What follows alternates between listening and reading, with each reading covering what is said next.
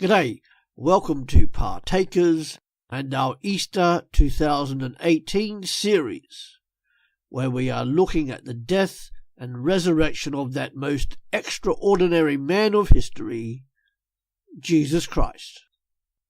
And now to Jesus' preparations and then on to his serving.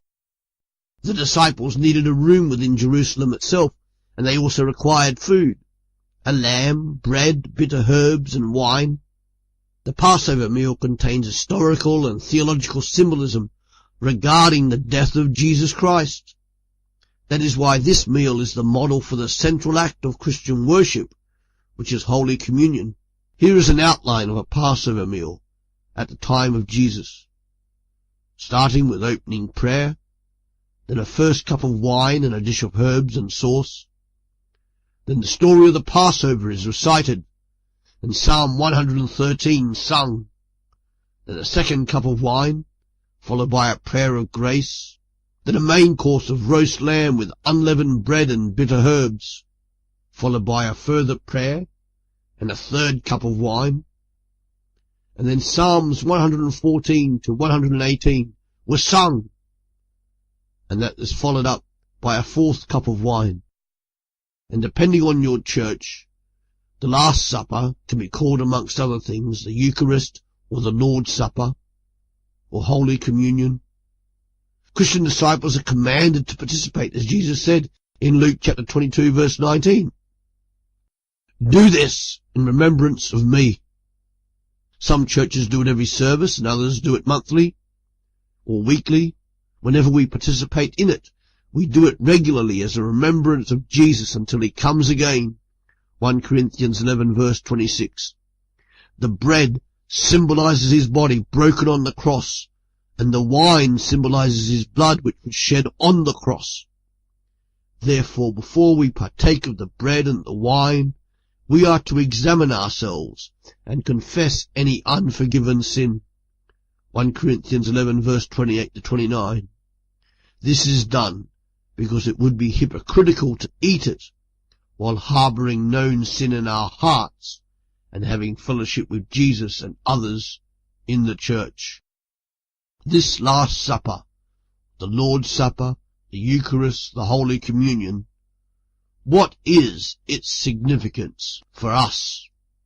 Firstly, it symbolises fellowship with other believers in the universal church, 1 Corinthians 10 verse 17. We received the benefits of his once and for all sacrifice, 1 Corinthians 10 verse 16. We spiritually feed upon him, 1 Corinthians 11 verse 24.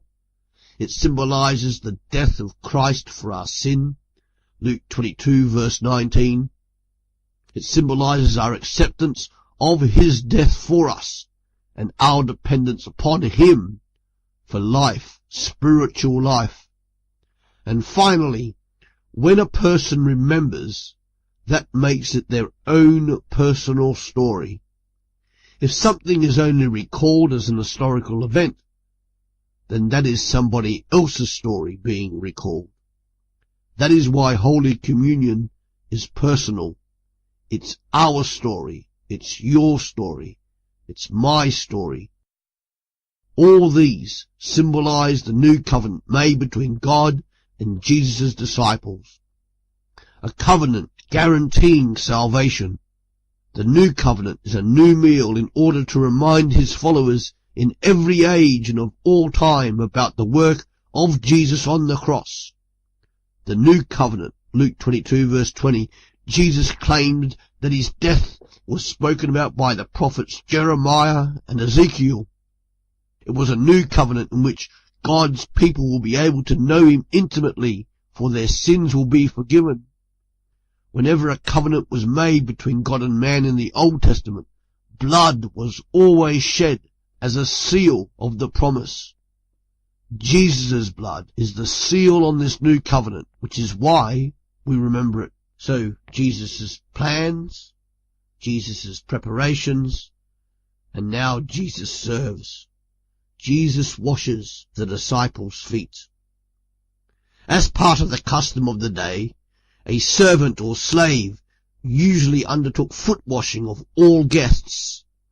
And since none of the disciples had done this, Jesus himself undertakes the task in John 13. Peter, as recalcitrant, stubborn, and resistant as always, loudly objects. Peter learns that only those cleansed by Jesus and trusting in him fully can be a part of the new kingdom of God. And as we look back at this episode, knowing what we do now of the cross, we learn how this simple act of washing feet is also symbolic of Jesus' sacrificial death on the cross. Thanks for joining us today on Partakers. Come back every day to www.partakers.co.uk, where there is something uploaded as an MP3 to help you as a Christian disciple in the 21st century. Our books are also available at pulptheology.co.uk and on Amazon. See you later. Dave Roberts.